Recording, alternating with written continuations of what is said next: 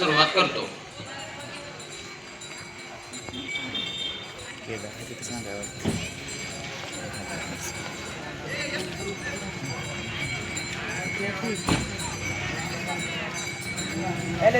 अंधकाराचा होऊन आज दिवस होऊन आहे दिव्याची रात आज आपल्या येथे उजळाचा प्रकाश. सर्व मान्यवरांना विनंती करतो आणि त्यांना प्रतिमा पूजन करावे.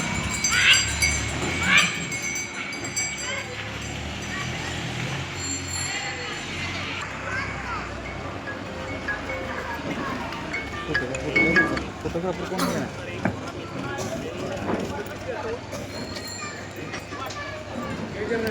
दहा वर्षी टाक. हां बोला की 10 वर्ष होय ते मी आपलं दाखवते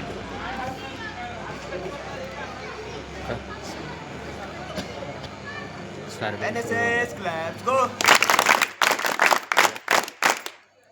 व्याख्यान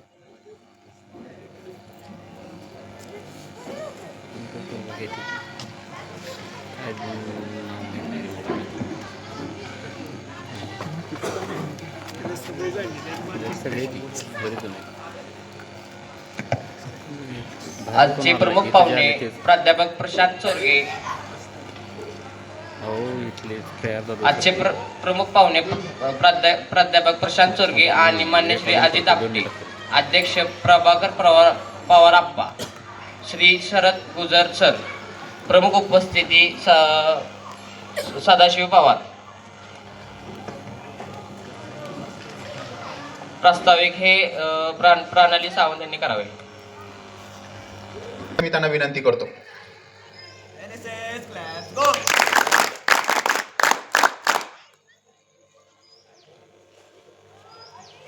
तसेच या कार्यक्रमासाठी प्रमुख पाहुणे म्हणून उपस्थित असणारे मान्य श्री अजित आपटे सर यांचे स्वागत प्रभाकर पवार सर यांनी करावे अशी मी त्यांना विनंती करतो. NSS claps go.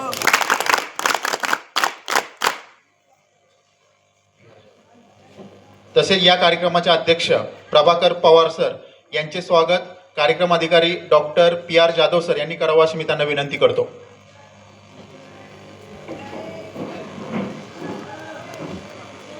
NSS claps go. तसेच प्रमुख उपस्थितीमध्ये उपस्थित असणारे शरद गुजर सर यांचे सुद्धा स्वागत डॉक्टर PR जाधव सर यांनी करावं अशी मी त्यांना विनंती करतो. NSS claps go. त्याचसोबत या ठिकाणी उपस्थित असणारे सदाशिव पवार सर यांचे सुद्धा स्वागत डॉक्टर PR जाधव यांनी करावं अशी मी त्यांना विनंती करतो.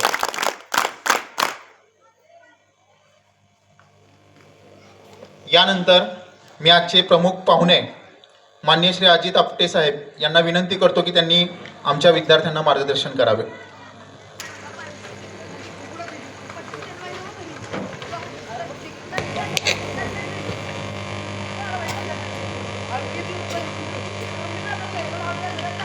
नमस्कार.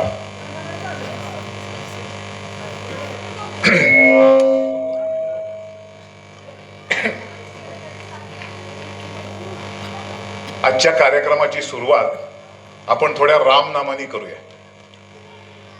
मी एक ओळ म्हणीन आणि नंतर तुम्ही श्रीराम जयराम जय जय राम असं म्हणायचं. नादातून या नाद निर्मितो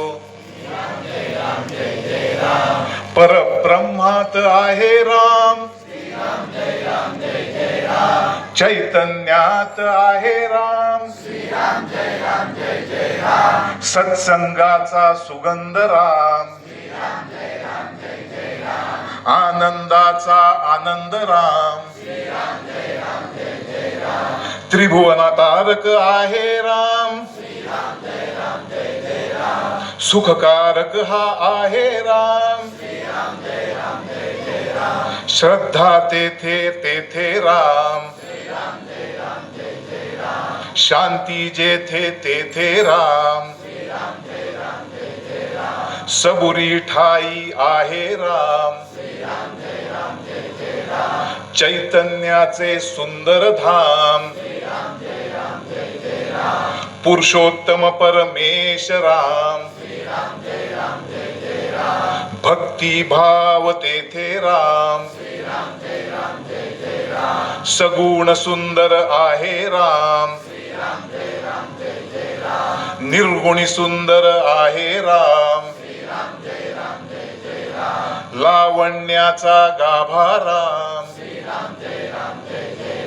श्रीराम जय राम जय जय राम, श्रीराम जय राम जय जय राम, श्रीराम जय राम जय जय राम, श्रीराम जय राम जय जय राम, श्रीराम जय राम जय जय राम, श्रीराम जय राम जय जय राम, श्रीराम जय राम जय जय राम, श्रीराम जय राम जय जय राम.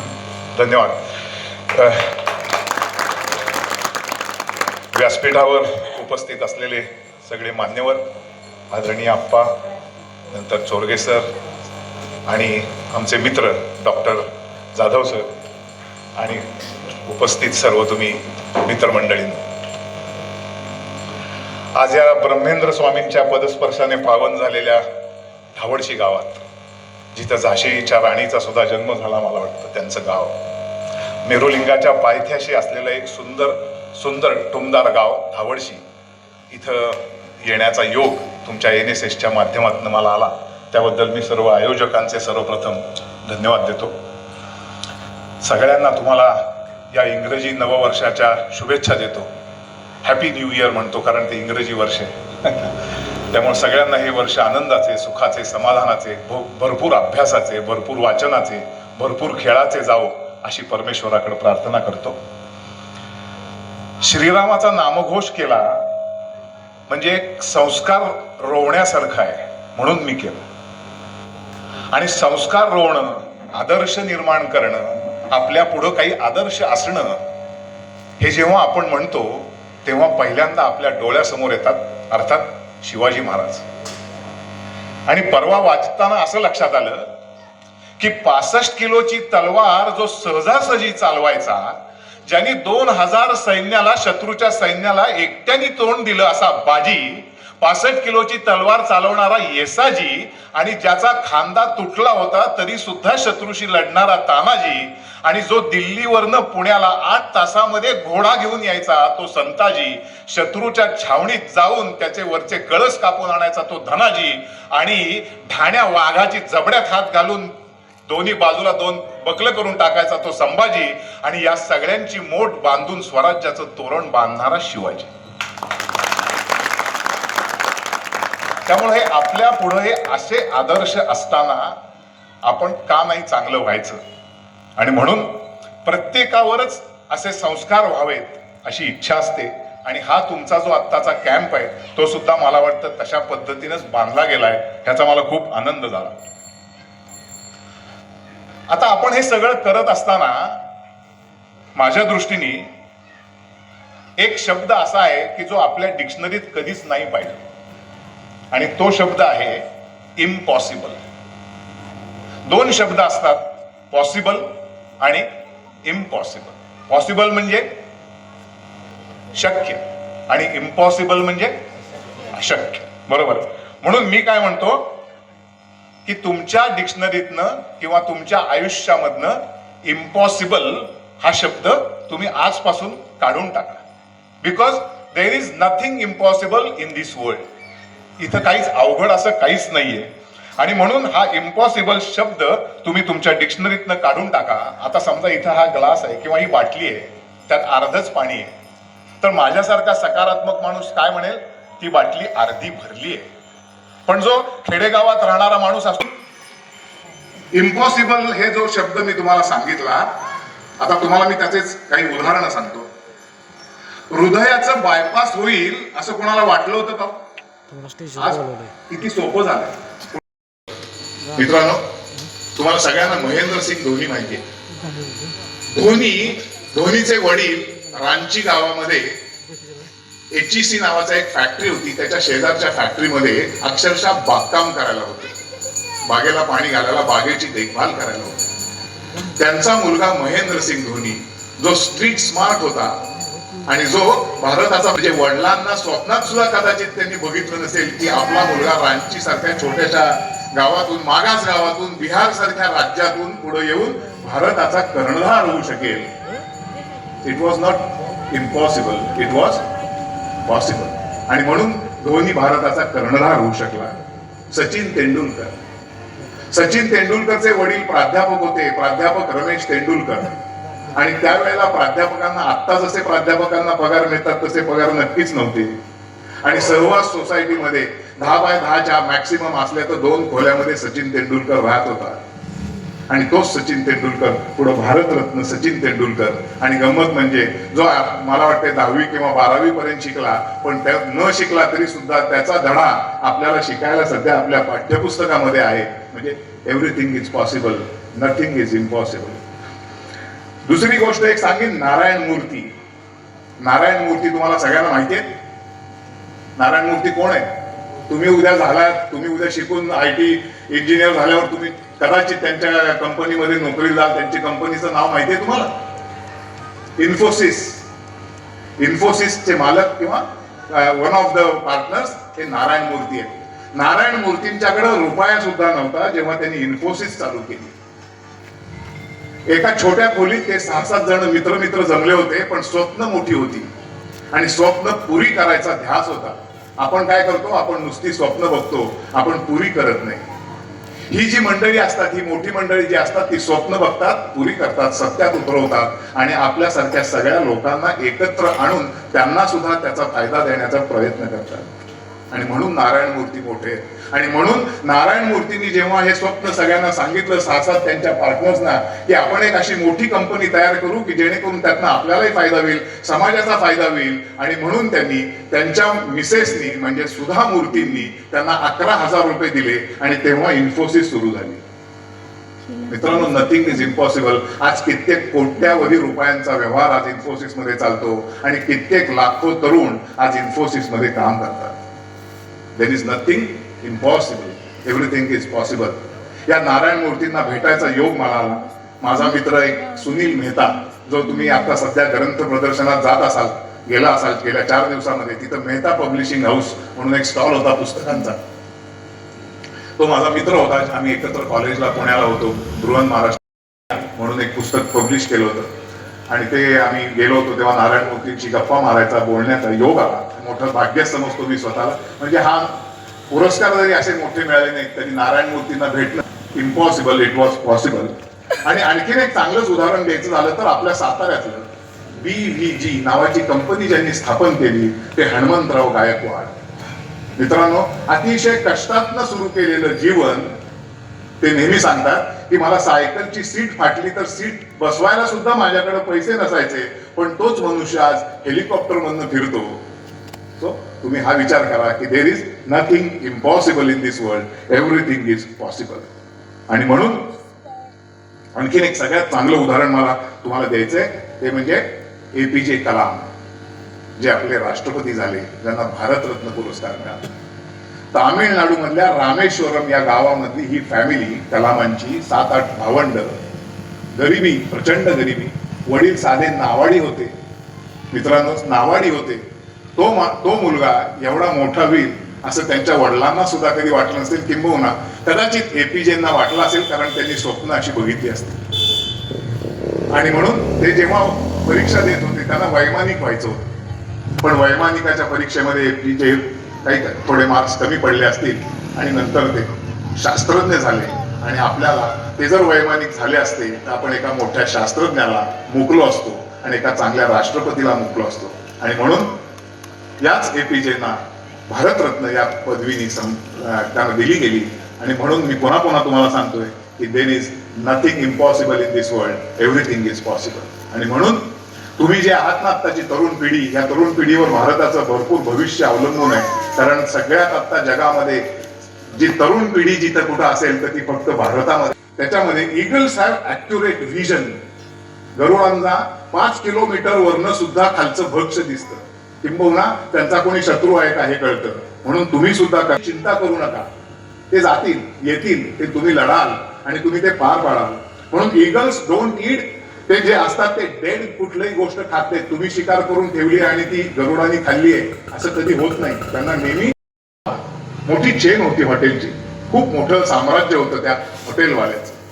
आणि तो तिकडनं आला आणि त्यांनी मिशेल ओबामांना बघितलं. मिशेल ओबामांनी त्यांना बघितलं. मिशेल ओबामा उठल्या आणि त्याच्याशी बोलायला गेल्या, गप्पा मारायला गेल्या. जवळजवळ अर्धा तास ते दोघं गप्पा मारत होते, हॉटेलचा मालक आणि मिशेल ओबामा, ओबामांच्या पत्नी.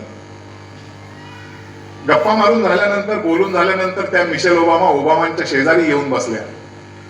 ओबामांनी विचारलं त्यांना, काय काय बोलत होतात तुम्ही एवढं? बघ म्हणले, तू जर माझ्याशी लग्न केलं नसतंस तर तू ह्या हॉटेलच्या चेनची मालकीण झाली असतीस, असं ओबामा बायकोला म्हणले. पण मिशेल ओबामाने इतकं सुंदर उत्तर त्यांना दिलं. म्हणले, मी या हॉटेलची मालकीण नसते झाले तर तो अमेरिकेचा राष्ट्राध्यक्ष लेक्चर द्यायला. आईन्स्टाईन असे लेक्चर द्यायला बऱ्याच ठिकाणी जायचे. सगळ्यांना काय आईन्स्टाईन माहित नव्हते, कसे दिसतात, काय कपडे घालतात, काहीच माहित नव्हते. आणि जेव्हा जेव्हा ते लेक्चर द्यायला जायचे तेव्हा तेव्हा त्यांचा ड्रायव्हर त्यांच्या बरोबर असायचा. खूप लेक्चर देऊन झाली आईन्स्टाईनची. पण एक दिवशी ड्रायव्हरला सणक आली आणि ड्रायव्हर म्हणला, आज मी लेक्चर घेतो, तुम्ही माझ्या जागी बसा मागच्या बाकावर. बघा गंमत कशी. आईन्स्टाईन म्हणले, ठीक आहे, तू रोज ऐकतोस माझी भाषणं, तू दे आज. म्हणून आईन्स्टाईन ड्रायव्हरचा ड्रेस करून मागच्या बाकावर बसले आणि आईन्स्टाईनचा ड्रायव्हर लेक्चर देत होता. आता गंमत बघा, गंमत. आता तिथे एक पार्टी होती, द्राक्षासव, झेंडूचे द्राक्षासव. झेंडू कंपनी आहे ना, त्यांचं द्राक्षासव असतं. तो म्हणला, हे उलट करून मी तिथं सांगतो. म्हणलं, कसं सांगतोस? वस क्षाद्रा डुझम, हाताला हात लावा. चालेल.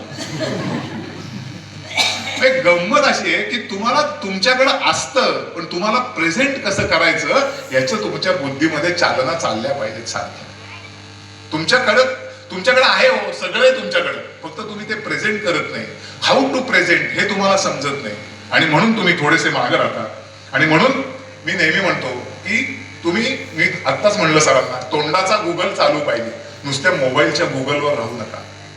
मोबाईलचा वापर जरूर करा, नाही असं नाही, पण तो मर्यादित असला पाहिजे. ऍडिक्ट होऊ नका. म्हणजे आताची परिस्थिती अशी आहे की डॉक्टर अनिल अवचट, तुम्हाला कदाचित नाव ऐकून माहिती असेल की नाही मला माहित नाही, पण डॉक्टर अनिल अवचटांनी पु ल देशपांडे एवढं ऍडिक्ट झालोय आपण मोबाईलच्या, त्या मोबाईल पासून थोडं लांब राहायला शिकलं पाहिजे. आणि म्हणून तुम्ही आता जे साहित्य संमेलन झालं त्याला गेला होतात का नाही? कोणी पुस्तकं वगैरे खरेदी केलीत की नाही? वाचा, भरपूर वाचा, मजा करा. कारण काय आहे, वाचाल तर वाचाल हे वाक्य स्टँडर्ड आहे आपलं. आणि म्हणून वाचनाची भरपूर आवड तुम्हाला निर्माण झाली पाहिजे. आणि दुसरी एक गोष्ट काय आहे, be in a right position at the right time.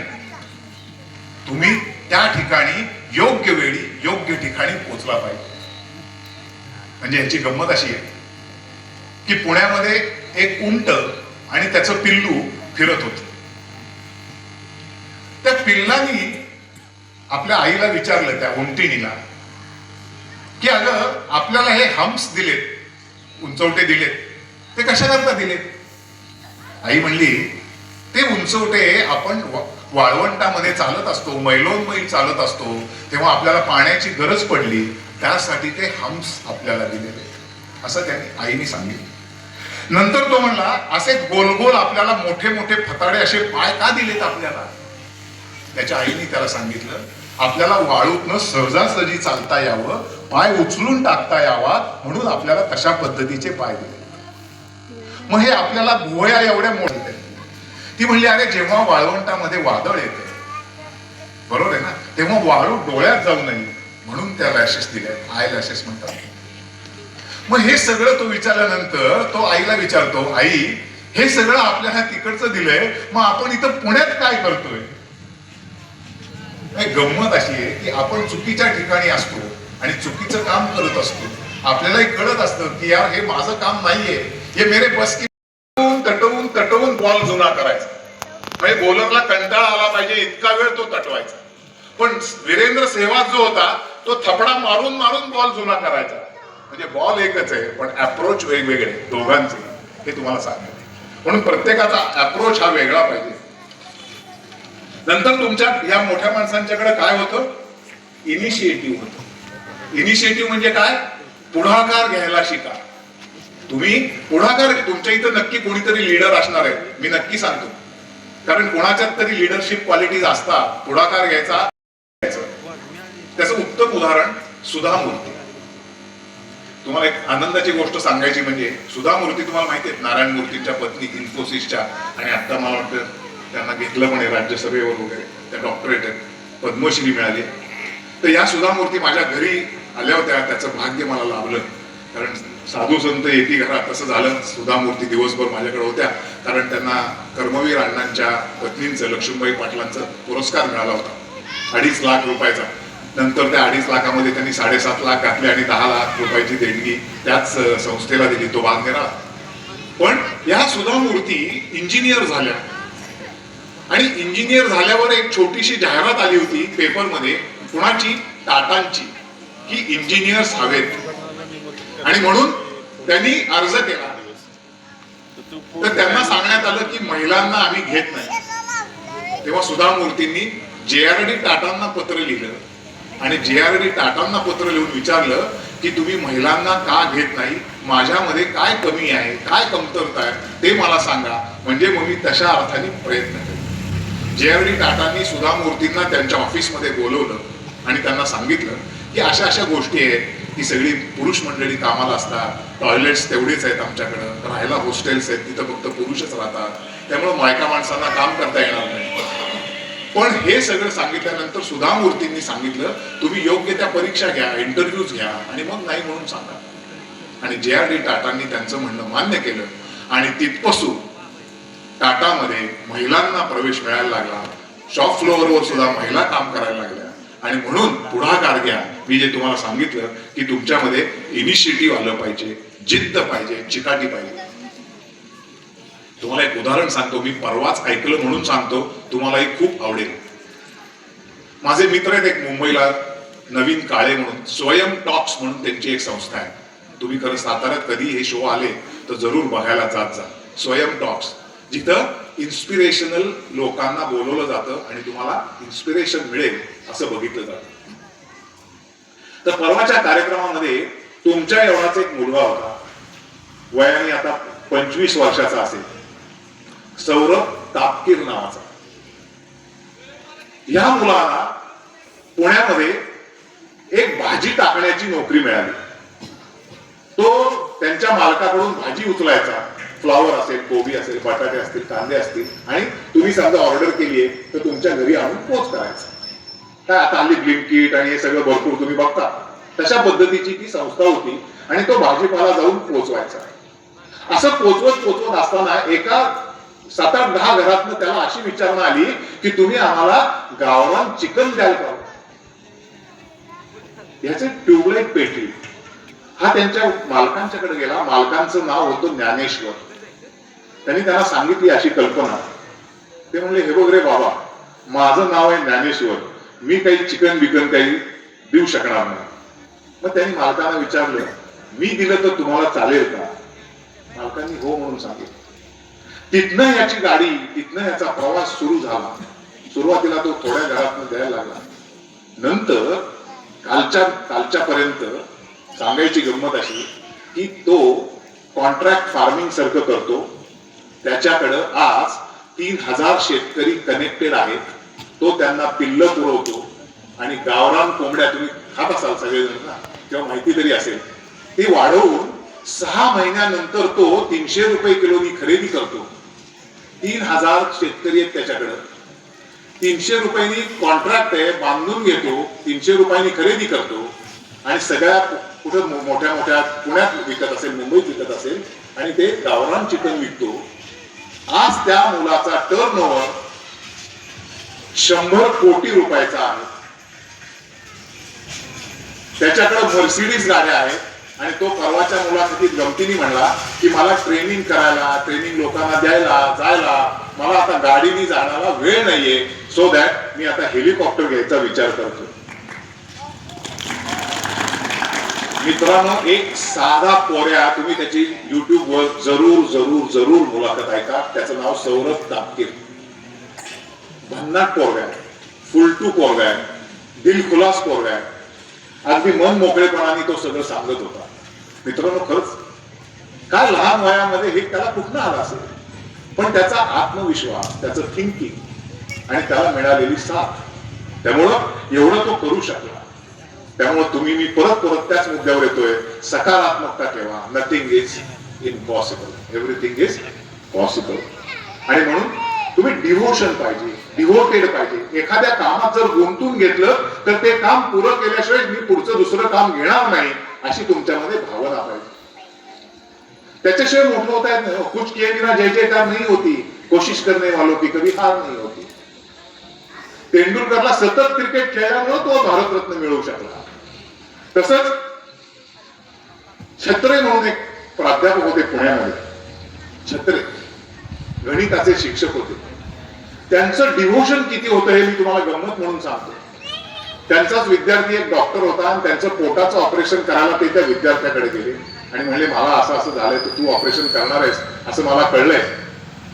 त्यांना ऍडमिट केलं गेलं आणि भुलीचं इंजेक्शन द्यायला तो भूल तज्ञ आला. छत्री म्हणले, का करतोयस तू? म्हणला, मी भूल देतोय तुम्हाला, तुमचं ऑपरेशन करायचंय, तास दीड तास ऑपरेशन चालणार आहे. ते म्हणले, त्यापेक्षा असं कर, मला एक अवघड गणित घाल, मी बसतो सोडवत आणि तू ऑपरेशन कर मला. मित्रांनो, केवढा स्वतःविषयीचा कॉन्फिडन्स असेल, चिकाटी असेल, डिव्होशन असेल.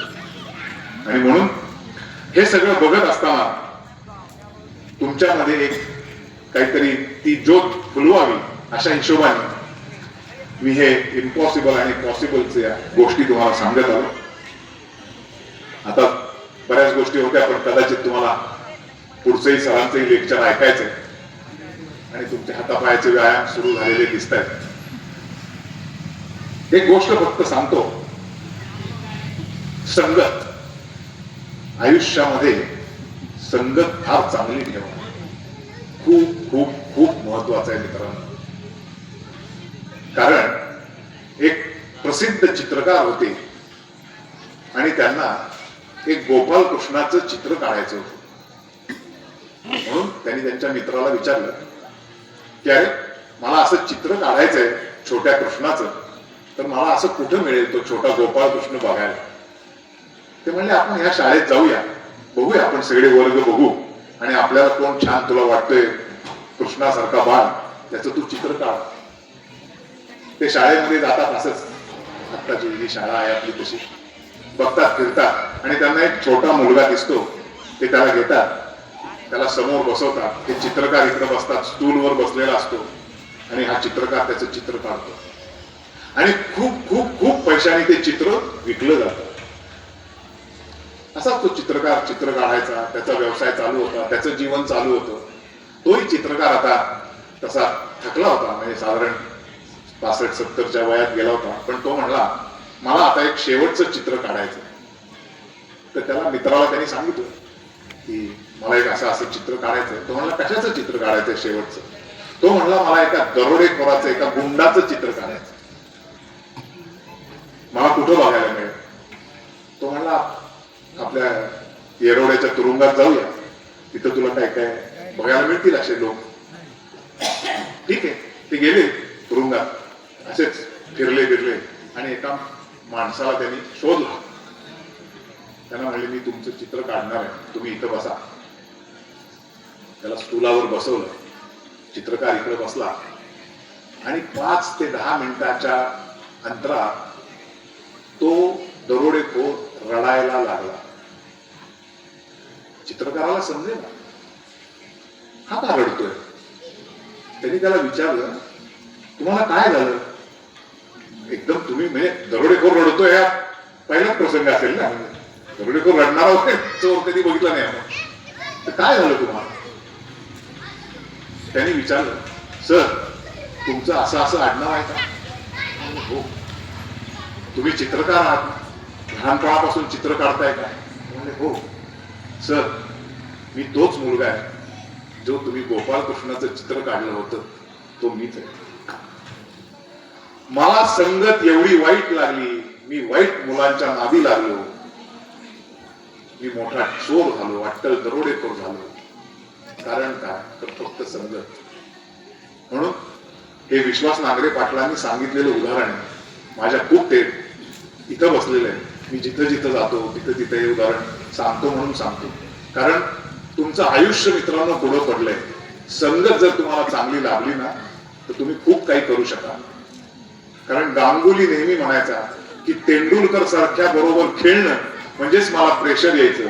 आणि जेव्हा मी बॅटिंग करून ड्रेसिंग रूम मध्ये यायचो तेव्हा विचार सतत करायचो की व्हाय नॉट मी का नाही ते करू शकणार, मी ते करीन, मी त्याच्यासारखा नाही पण निदान त्याच्या जवळ जायचा तरी प्रयत्न करीन. ही सगळी संगतीची गोष्ट आहे मित्रांनो. संगत जेव्हा चांगली असते तेव्हा तुमचं आयुष्य चांगलं घडत जातं. व्यसनापासून लांब राहणं, संगत चांगली राखणं, या सगळ्या तुम्हाला पॉसिबल गोष्टी आहेत. यातलं इम्पॉसिबल काहीच नाही. आणि म्हणून नेहमी एक चांगला मित्र, एक चांगली मैत्रीण असणं हे सगळ्यांच्या फायद्याचं असतं आणि ते तुम्ही अवश्य करा. म्हणून मला राऊतांच्या 2 ओळी ऐकवतो आणि मी थांबतो. दुःख अडवायला उंबऱ्यासारखा, दुःख अडवायला उंबऱ्यासारखा, मित्र वणव्यामध्ये गारव्यासारखा, मित्र वणव्यामध्ये गारव्यासारखा, वाट चुकणार नाही जीवनभर तुझी, वाट चुकणार नाही जीवनभर तुझी, एक तू मित्र कर आरशासारखा, मित्र वणव्यामध्ये गारव्यासारखा.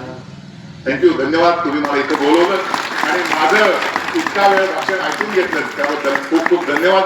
तुम्हाला खूप खूप मित्रांनो तुमच्या भावी आयुष्यासाठी शुभेच्छा देतो आणि थांबतो. जय हिंद, जय महाराष्ट्र. NSS claps go.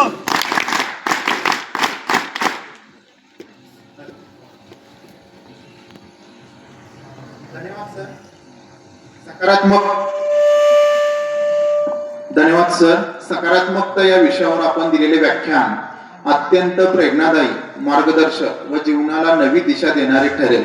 आपल्या विचारांमधून आत्मविश्वास, आशावाद, संयम आणि यशाकडे नेणारा सकारात्मक दृष्टिकोन यांचे महत्त्व प्रभावीपणे अधोरेखित झाले. दैनंदिन जीवनातील अडचणींना सामोरे जाताना सकारात्मक विचारसरणी कशी उपयोगी ठरते हे आपण सोप्या व समर्पक उदाहरणाद्वारे स्पष्ट केले. आपल्या प्रभावी मांडणीमुळे आमचे सर्व विद्यार्थी मंत्रमुग्ध झाले व प्रत्येकाच्या मनात नवी ऊर्जा व उत्साह निर्माण झाला. अशा अर्थपूर्ण व प्रेरणादायी व्याख्यानासाठी मी आपले मनपूर्वक धन्यवाद व्यक्त करतो. यानंतर आजच्या या कार्यक्रमाचे दुसरे प्रमुख वक्ते माननीय श्री प्रशांत चोरगे सर यांना मी विनंती करतो की त्यांनी युवकांचे प्रेरणास्थान श्री स्वामी विवेकानंद या विषयावरती आमच्या विद्यार्थ्यांना मार्गदर्शन करावे.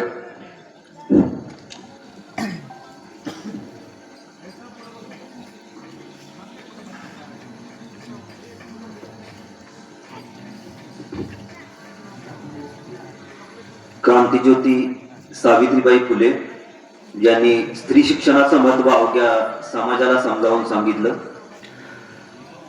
क्रांतिसूर्य महात्मा ज्योतिराव फुले ज्यांनी शिक्षणाची गंगा दारोदारी नेली आणि अर्थातच परमपूज्य डॉक्टर बापूजी साळुंखे ज्यांनी शिक्षणाची गंगा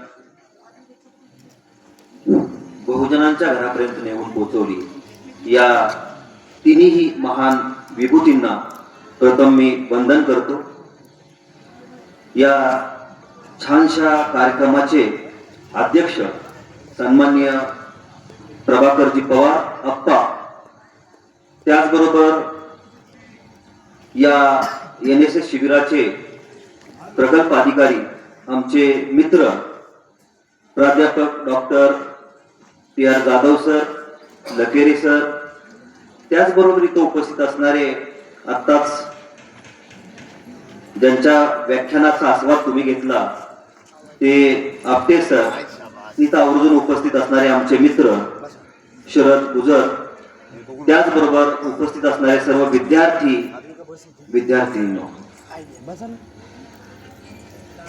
मित्र, NSS शिबिराचा मुख्य जर खऱ्या अर्थानं उद्देश असेल तर तुमच्यावर एक श्रमाचा संस्कार व्हावा, हा खऱ्या अर्थानं उद्देश असतो. तर मला तुमच्या पुढे हा विषय मांडत असताना आनंद होत आहे. याचं कारण असं आहे की मी जाधव सरांना नेहमी सांगत असतो की मी या लाल बहादूर शास्त्री कॉलेजचा माजी विद्यार्थी आहे. आणि मग माजी विद्यार्थी म्हणून व्याख्यानाच्या कार्यक्रमानिमित्त जात असताना मनामध्ये जाधव सर कधीच परकेपणा येतो. म्हणजे हे कॉलेज आहे ते माझंच आहे, पुढे बसलेले विद्यार्थी ते माझेच आहेत.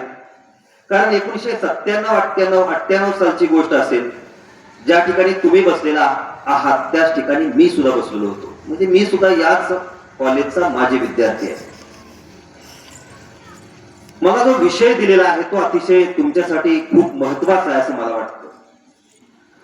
विद्यार्थी मित्र, आपल्या शिक्षण संस्थेचं जर नाव आपण पाहिलं तर स्वामी विवेकानंद शिक्षण संस्था कोल्हापूर असं आहे.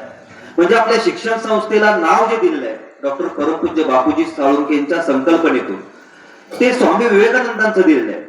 आणि स्वामी विवेकानंद म्हणजे हा एक आचार विचार आणि संस्कार आहे. हा संस्कार आपल्यावर झाला पाहिजे. आणि म्हणून आजचा जो विषय आहे की युवकांचे प्रेरणास्थान श्री स्वामी विवेकानंद.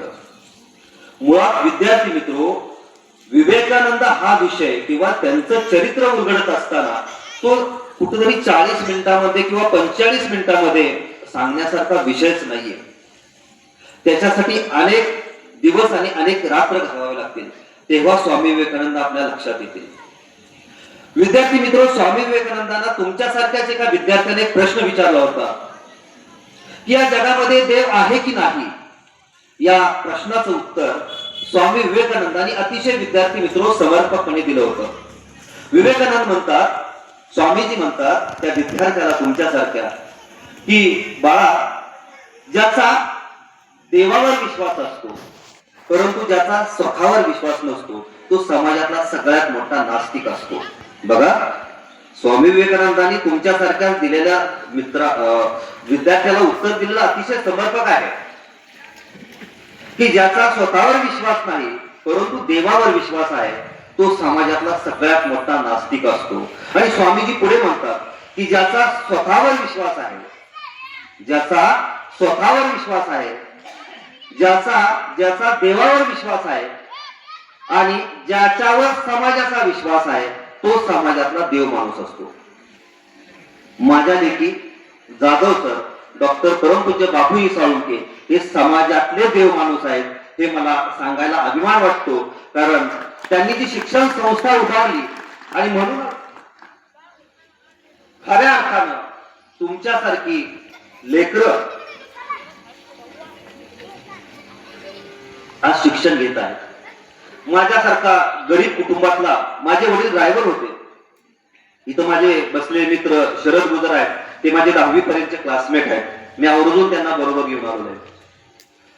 की सांगण्याचा उद्देश एवढा की मी एका गरीब कुटुंबामध्ये जन्माला आलो, परंतु स्वामी विवेकानंद शिक्षण संस्थेचं छत्र किंवा त्या गुरुजनांची जी संस्कार जे माझ्यावर झाले म्हणून कदाचित एका गरीब कुटुंबातला मुलगा आज प्राध्यापक होऊ शकला आपटे सर.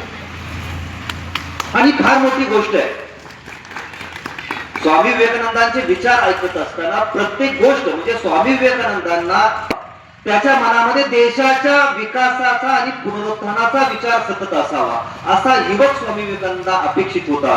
परंतु ज्यावेळी आजच्या पिढीला आम्ही पाहतो आणि आमची पिढी पाहतो त्यावेळी मात्र मोठा विरोधाभास आपल्याला तिथं दिसून येतो. कारण आजची पिढी जी आहे ती ऑनस्क्रीन झालेली आहे, त्यांच्या हातामध्ये मोबाईल आहे.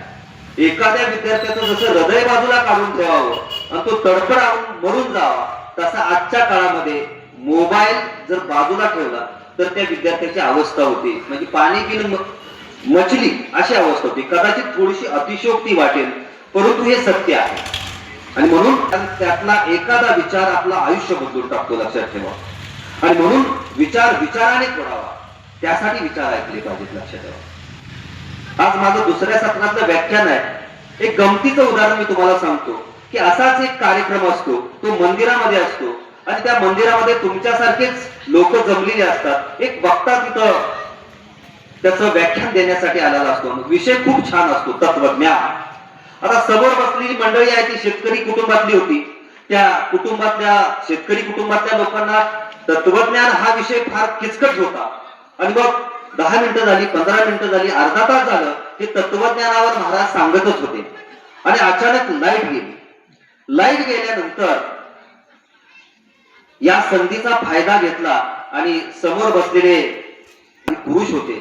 लाईट गेली म्हटले की वाट तिकडं निघून गेले. त्या बाबाचं तत्वज्ञान ऐकायलाच नको. बरं झालं लाईट गेली, कारण लाईट होती त्यावेळी सरपंच होते, अध्यक्ष होते, बाकीचे लोक होते, कुणाला हलता येत नव्हतं. पण लाईट गेली की ज्याला जशी वाट मिळाली तसे तसे ते निघून गेले. आणि एक 5-10 मिनिटानं लाईट आली.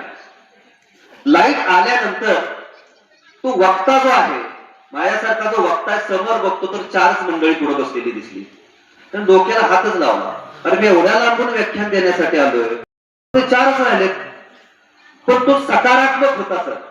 आपटे सर तो सकारात्मक होता, तो वक्ता सकारात्मक होता. ठीक आहे, 4 तर 4, जी 4 राहिली ती आपली. आणि मग राहिलेला पुन्हा अर्धा तास, पाऊण तास तो त्या 4च माणसांच्या पुढे तत्वज्ञान या विषयावर व्याख्यान द्यायला लागला. व्याख्यान संपल्यानंतर मात्र त्या वक्त्यानं त्या 4 माणसांचे आभार मानले आणि तो म्हटला की तुमच्या चौघांचे मी खूप शतशः आभार मानतो. याचं कारण असं आहे की सगळे गेले परंतु तुम्ही चौघ मात्र माझं सगळं व्याख्यान तत्वज्ञानावरच ऐकून घेतलं, त्यामुळे पुनश्च एकदा तुमचे आभार. त्यातला एक मात्र अतिशय बेरकी होता. तो म्हणला, साहेब आता तो गावंडळ होता की साहेब थोडस बोलू का हो? म्हटले बोला ना. तुम्ही आमचे आभार मानू नका, तुम्ही आमचे आभार मानू नका. ते वक्ता जो आला असतो तो म्हणतो की असं का म्हणताय तुम्ही? म्हणजे तुमचं व्याख्यान वगैरे ऐकायला आम्ही पुढचा सुद्धा अर्धा तास तिथं थांबलेलो नाहीये. आम्ही या देवळातच झोपायला असतो, म्हणून आम्ही इथं थांबलेलो. लक्षात ठेवा, ज्यावेळी अशी परिस्थिती निर्माण होते, एखादा वक्ता आपल्या बेंबीच्या देठापासून तुम्हाला एखादी गोष्ट समजावून सांगत असतो, अनेक पुस्तकांचं समग्रपणे वाचन केलेलं असतं त्यानं, आणि तो विचार तुम्हाला सांगत असतो. आणि मग समोरचा प्रेक्षक आहे, श्रोता आहे, तो जर त्या देवळातल्या माणसांसारखं गांभीर्य न घेता व्याख्यानाला बसला असेल तर आपटे सर मला सांगा, तुमच्या माझ्यासारख्या वक्त्यानं प्रबोधन करायचं कसं आणि समाज घडायचा कसा? आणि म्हणून इथं बसलेल्या मी तुम्हाला टोचणी देत नाहीये. तुम्ही एलबीएस कॉलेजचे विद्यार्थी आहात, तुम्ही बहादूर आहात, कारण आपल्या कॉलेजच्या नावातच लाल बहादूर हा शब्द आहे. आणि तुम्ही बहादूर आहात, मला चांगली खात्री आहे की प्रत्येक विचार तुम्ही ऐकणार आहात. आता स्वामी विवेकानंदांच्या बद्दल बोलत असतात मित्रो, आणि तो उठतो आणि बघतो तर काय समोर एक खूप मोठं चित्र लावलेलं आहे आणि त्या चित्रामध्ये कृष्ण आहे, अर्जुन आहे, रथ आहे. मात्र त्या रथाचं सारथ्य कृष्ण करतोय आणि पाठीमागं तिथे सुद्धा सबंध देशाचं प्रतिनिधित्व स्वामी विवेकानंदांनीच केलं होतं. म्हणजे मुलाचे पाय पाळण्यात दिसतात असं म्हटलं जातं, ते काही चुकीचं नाही. राहुल सोलापूरकरांचं असंच मी एकदा आपल्या सर व्याख्यान ऐकलं. ते म्हणले, सर ही म्हणच मला चुकीची वाटते. माझ्यासारखी उंचीनं कमी असलेली मुलं त्यांचं काय फरक नाही, परंतु राहुल सोलापूरकरांची उंची जवळपास 6 फुटापेक्षा जास्त आहे. ते म्हणतात माझ्यासारखं बाळ जन्माला तर पाळणाच पोहायचं नाही. म्हणजे गमतीचा भाग सोडा, परंतु स्वामी विवेकानंदांच्या जीवनामध्ये असे आमूलाग्र बदल झाले. याचा अर्थच काय तर तत्कालीन परिस्थिती जरी विपरीत असली, विरुद्ध असली, ब्रिटिशांचं जरी राज्य असलं तर आईचा संस्कार हा स्वामी विवेकानंदांच्यावर झाला. कारण आई ही अध्यात्म मानणारी होती, वडील मात्र देवपूजा, मूर्तीपूजा मानणारे नव्हते. असा कॉन्ट्रास्ट होता, असा विरोधाभास होता.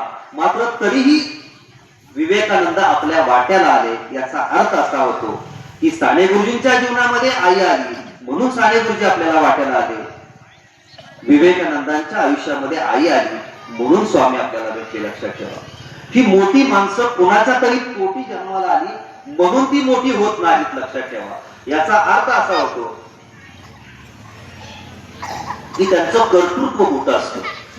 आज तुम्ही ज्या स्टेजमध्ये बसलेला आहात, तुमचं जे वय आहे ते वय असं आहे, धड तुम्हाला चांगली समज आहे असंही नाही आणि अगदीच काही समज नाही असंही नाही, परंतु श्रमसंस्कार काय असतो एवढं समजण्या इतकं तुमची नक्की समज आहे असा माझा विश्वास आहे. म्हणून मी पहिल्यांदा सांगितलं की 1998 साली पेटली या गावी आमचा कॅम्प म्हणजे आपल्या एलबीएस कॉलेजचा कॅम्प. आपला हा शब्द माझ्या तोंडात कायम येतो, कारण एलबीएस कॉलेज किंवा स्वामी विवेकानंद शिक्षण संस्था नसती तर कदाचित मी घडलोच नसतो, चांगला संस्कार माझ्यावर झालाच नसता. लक्षात ठेवा, आणि कदाचित या व्यासपीठावर मला बोलण्याची संधी मिळालीच नसती. आणि म्हणून तुम्ही सगळे भाग्यवान विद्यार्थी आहात. तुम्हा सर्व भाग्यवान विद्यार्थ्यांच्यासाठी एकदा जोरदार करायला पाहिजे, कारण तुम्ही माझ्या लाल बहादूर शास्त्री महाविद्यालयाचे विद्यार्थी आहात. 1998 साली ज्यावेळी तेटली या गावी असाच आमचा कॅम्प गेला होता, 118 विद्यार्थी माझ्या बरोबर होते. म्हणजे आम्ही सर्व 118 होतो, मुली आणि मुलं मिळून. आपटे सर सांगायला अभिमान वाटतो, 1998 ते आज 2025-26 उजाडलं, मात्र तेटली या गावामध्ये तुम्ही कधीही फिरायला जावा, कारण निसर्गानं उधळण केलेलं ते गाव आहे. त्या गावामध्ये आजही जावा, त्या गावामध्ये तुम्हाला LBS कॉलेजचं नाव कुणाच्या नाही कुणाच्या तोंडून आल्याशिवाय राहणार नाही.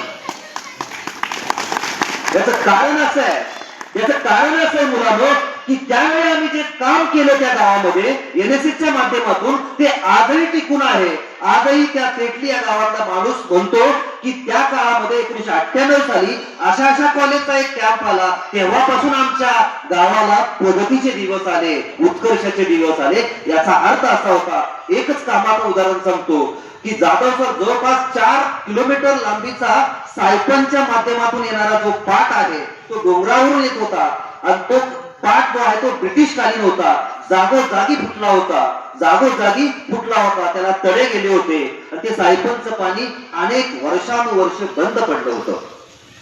परंतु आपल्या LBS कॉलेजचे विद्यार्थी 118 शिलेदार गेले आणि तो 4 किलोमीटर लांबीचा पाट दुरुस्त केला. आजही आपटे सर गेला तर त्या सायपनच्या पाण्याचा खळखळाट तुम्हाला तेटली या गावामध्ये ऐकल्याशिवाय राहणार नाही, तो ऐकायला येणारच. ही किमया फक्त LBS कॉलेजच करू शकतं, लक्षात ठेवा. दुर्गम भागाच्या मध्ये कॅम्प घेऊन जायचं. आज जाधव सर असतील, लगेरे सर असतील, आज तुम्हाला असं वाटतंय की त्यांच्या फार मोठी जबाबदारी नाहीये, परंतु इथं बसलेली माझी प्रत्येक लेख आणि माझा प्रत्येक लेख हा प्रत्येक लेखाची आणि लेखीची सर्वस्वी जबाबदारी त्यांच्यावर आहे. तुम्ही निर्धास्त झोपताय कारण ते झोपत नाहीये. प्राध्यापक मंडळी तुमची झोपत नाहीये कारण सतत चिंता तुमची त्यांना आहे. आणि त्या गावामध्ये सायकलचा पाठ असेल, छोटे मोठे बंधारे असतील, विशेष म्हणजे पानंदचा रोज रस्ता आहे की गुजर साहेब, तिथं पानंदचा रस्ता जवळपास 3-1 किलोमीटरचा रस्ता आम्ही अतिशय कष्टातून उभा केला. आज तिथे डांबर झालेला तो भाग वेगळा. सांगण्याचं उद्दिष्ट एवढंच आहे किंवा मनोदय एवढाच आहे मुलांनो, की आज तुमच्यावर श्रमसंस्कार करून घ्या. इथं बसलेल्या काही विद्यार्थ्यांना असं वाटत असेल की चला आता 8 वाजतील 8:30 वाजतील आपण जेवायला बसू, गप्पा छप्पा मारू आणि झोपी जाऊ. NSSचं शिबिर गप्पा छप्पा मारण्यात किंवा तुमचा विरंगुळा करणं हा त्याच्यातला एक छोटासा भाग आहे. परंतु 7 दिवसांच्या नंतर ज्यावेळी मी या कॅम्प मधून बाहेर जाईन, ज्यावेळी या कॅम्प मधून मी घरी जाईन, त्यावेळी काहीतरी चांगलं घेऊन जाईन. जी शिदोरी असेल ती शिदोरी पुरून उरणारी असेल, हा विचार तुमच्या मनामध्ये असला पाहिजे. तर मग या कॅम्पचं सार्थक झालं असं मी म्हणेन. की विद्यार्थी मित्र, श्रमाचं महत्व तुम्हाला माहिती असलं पाहिजे. आई ज्यावेळी तापानं फणफणते आणि एखाद्या वेळी जर मुलीला म्हणत असते की बाळा जरा आज गोट्यातलं शेण तेवढं काढलं तर खूप बरं होईल, मला उठवत सुद्धा नाही ग, आणि तुम्ही जर कारण सांगत असाल की मला अभ्यास आहे, मला कॉलेजला जायचंय, मी ते काम करणार नाही कारण श्रमाचा संस्कार माझ्यावर झालेलाच नाहीये.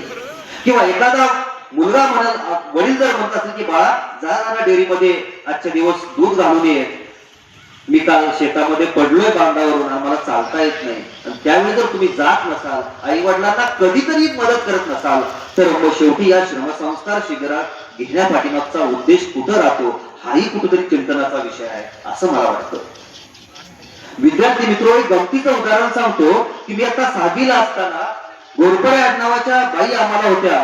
आपटे सर आता बाई कोण म्हणतच नाहीये, कारण आता मॅडम म्हणण्याचाच प्रघात आलेला आहे, आणि सारा गुरुजींना सुद्धा सरच म्हणण्याचा प्रघात आलेला आहे. आता जर कोणत्या मॅडमना जर बाई म्हटलं तर ती लगेच फेक असतील, बाई म्हणतोस मला मॅडम म्हणायचं, ते बाई शब्द. पण आम्ही ज्यावेळी आपण शाळेमध्ये होतो, आपटे सरांना माहित आहे, इथं बसलेले आप्पा आहेत, पवार आप्पांना माहित आहे की आम्ही शाळेत असताना बाईच म्हणायचो बाईंना, आणि गुरुजींना गुरुजी, सरांना गुरुजी. त्या घोरपडे आडनावाच्या ज्या बाई होत्या त्या आम्हाला गणित विषय शिकवायच्या. श्रमाचं महत्व काय मी ते तुम्हाला समजावून सांगतोय आणि ते तुम्ही ऐकायचंय. त्या घोरपडे आडनावाच्या बाई गणित शिकवत असताना नेहमी अशी उलटी सुलटी गणित असायची, आणि गणित म्हटलं की आपलं 36 आकडा, आम्हाला काही ते येत नाही, मुळात मी 8 साईडचा विद्यार्थी. आणि मग ते गणित असं असायचं, 7x7चा हौद 5 फूट उंच, एका तासाला त्या हौदामध्ये 10 लिटर पाणी पडत असेल तर तो हौद भरायला किती वेळ लागेल? प्रश्नचिन्ह. आणि मग ते सोडवायला मुलांना गणित, मग आम्ही ते गणित सोडवायचं. कधी स्टेप चुकली की थोडस इकडे बघायचं, कधी तिकडे बघायचं, कारण गणित आपल्याला येतच नव्हतं. परंतु आयुष्याचं गणित जमवण्यामध्ये आम्ही यशस्वी झालो, कारण हे NSC चे शिबिर. आणि मग ते गणित आम्ही सोडवलं की एकदा हुश्य करायचं, सोडवलं बाबा एकदाच गणित. आणि मग त्या बाई म्हणायच्या, शाबास, घ्या पुढचं गणित. 7x7चा हौद, 7x7चा हौद 5 फूट उंचीचा, एका तासाला हौदाच्या तोटीतून 2 लिटर पाणी पडत असेल तर हौद खाली करायला किती वेळ लागेल? झालं का डोक्याला टेन्शन? आम्ही विद्यार्थी विचार करायचो की असली गणित मॅडम देतातच का? हौद खालीच करायचा होता तर भरायला कशाला लावला? हौद खालीच करायचा होता तर तो भरायला कशाला लावला? आणि मग जेव्हा आम्हाला प्रगल्भता आली आपटे सर, त्यावेळी मनामध्ये असा विचार आला की अशा प्रकारची गणित, लांबी रुंदी, हौद भरा, हौद खाली करा, अशा प्रकारची गणित शिकवण्याच्या ऐवजी आम्हाला त्या काळामध्ये हौद बांधायला शिकवलं असता तरी आमचं नाटक कुठंतरी श्रमाशी जोडलं असतं. आमचं नाटक कुठंतरी श्रमाशी जोडलं असतं. हौद बांधायला शिकवा ना आम्हाला, आमचं नाटक कुठंतरी श्रमाशी जोडल्यात ना. हा विचार तुम्हाला या NSCच्या शिबिराच्या माध्यमातून मुलांना मिळत असतो, तो आपल्याला घ्यायचा असतो. फुकट काहीच मिळत नाही. आज या तुम्हाला जी बैठक दिलेली आहे, मला माहिती आहे की 2 व्याख्यानं ऐकत असताना विद्यार्थ्यांची काय कसरत होते. परंतु ह्यातला जो विद्यार्थी तरुण जातो, शेवटी लोखंड असतं, ते लोखंडाला ताव आल्यानंतर, ते लालबुंद झाल्यानंतर त्याला पाहिजे असा आकार येत असतो. म्हणजे त्या लोखंडाच्या अंगी जी शोषिकता असते ती आपल्या अंगी असली पाहिजे तर आकार चांगला मिळणार आहे. जशी माती असती, कुंभार रेंगतो, रेंगल्यानंतर लगेचच तो बनवायला घेतो त्याची मूर्ती किंवा मडकं. तो त्याला जर कंटाळा केला, चला आज माती रेंगून ठेवलेली आहे, 4 दिवसानं मूर्ती करायला घेऊया, आज जरा लयच कंटाळा आलाय, वाळू द्या माती पाहिजे एवढी उन्हात वाळते, 4 दिवसानं त्याची मूर्ती कधीच होणार नाही, लक्षात ठेवा. आणि म्हणून मी तुम्हाला मगाशी म्हटलं की जसं आपटे सर म्हटले की बघा आता पायांच्या आणि हालचाली वाढायला लागलेल्या आहेत, परंतु ही हालचाल जर आज आपटे सर यांनी कमी केली तर भविष्यातल्या थोड्याशा नोकरी विषयाच्या आणि भविष्याच्या विषयाच्या हालचाली कमी कराव्या लागतील, हे मी तुम्हाला ठणकावून सांगतो आणि अभिमानानेही सांगतो. धन्यवाद सर. युवकांचे प्रेरणास्थान श्री स्वामी विवेकानंद या विषयावर आपण दिलेले व्याख्यान अत्यंत प्रेरणादायी, मार्गदर्शक व विचार प्रवर्तक ठरेल. स्वामी विवेकानंदांचे जीवनकार्य, विचारधारा व युवकांसाठी दिलेले संदेश आपण अतिशय प्रभावीपणे मांडले. आत्मविश्वास, चारित्र्य निर्मिती, राष्ट्रभक्ती, सेवाभाव व सकारात्मक दृष्टिकोन याचे महत्त्व आपल्या भाषणातून स्पष्ट झाले. युवकांनी स्वतःची शक्ती ओळखून समाज व राष्ट्रासाठी कार्य करावे हा संदेश मनावर ठसवणारा होता. आपल्या ओघवत्या शैलीमुळे आमचे विद्यार्थी मंत्रमुग्ध झाले व प्रत्येकाला नवी दिशा व ऊर्जा मिळाली. अशा अर्थपूर्ण, अभ्यासपूर्ण व प्रेरणादायी व्याख्यानाबद्दल मी आपले धन्यवाद मानतो. यानंतर शांत शब्दात मोठे विचार, साधेपणात सामर्थ्य अपार, अध्यक्षपदाला शोभा देणारे तुमचे अनुभव अमूल्य फार, सभेला मार्गदर्शन मिळत प्रेरक धार. यानंतर या कार्यक्रमाचे अध्यक्ष माननीय श्री प्रभाकर पवार अप्पा, प्रगतशील शेतकरी व चेअरमन युवक सहकारी पतसंस्था धावडशी यांना मी विनंती करतो की त्यांनी आपले अध्यक्ष मनोगत व्यक्त करावे.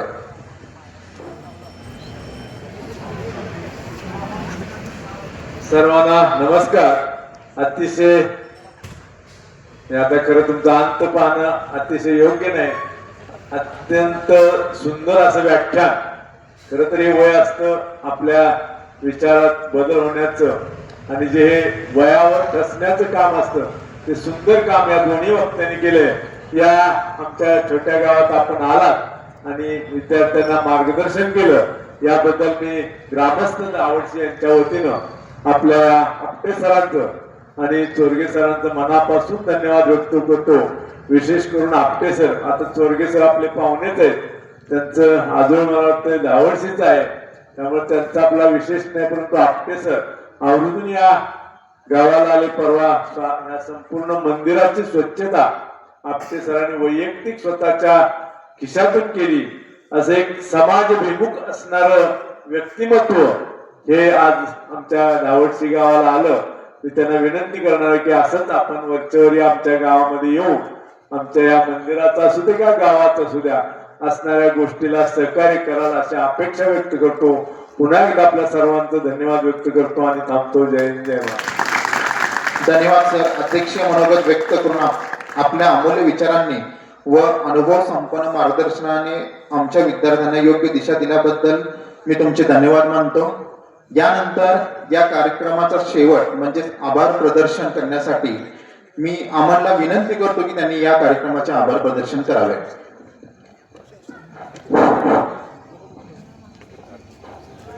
श्री स्वामी विवेकानंद संस्था कोल्हापूर संचलित Lal Bahadur Shastri college of art science and commerce Shivaji विद्यापीठ कोल्हापूर यांच्या संयुक्त विद्यमानाने राष्ट्रीय सेवा योजना अंतर्गत विशेष श्रम संस्कार शिबिर मौजे धावडशी या ठिकाणी संपन्न होत आहे. या शिबिरासाठी दुसऱ्या दिवसाचे दुसरे पुष्प गुंफण्यासाठी प्रमुख पाहुणे श्री प्राध्यापक प्रशांत चोरगे आणि माननीय अजित आपटे साहेब आणि या ठिकाणी उपस्थित लावली व विद्यार्थ्यांना मार्गदर्शन केले त्याबद्दल त्यांचे मनपूर्वक आभार. तसेच या कार्यक्रमाचे अध्यक्ष श्री प्रभाकर पवार आप्पा यांनी सुद्धा अध्यक्षीय मनोगत व्यक्त केले त्याबद्दल त्यांचे मनपूर्वक आभार. या कार्यक्रमाचे तसेच प्रमुख उपस्थितीमध्ये या गावचे सरपंच श्री अरुण कारंडे व शरद गुजर व सदाशिव पवार हे उपस्थित राहिले त्याबद्दल त्यांचे सुद्धा मनपूर्वक आभार.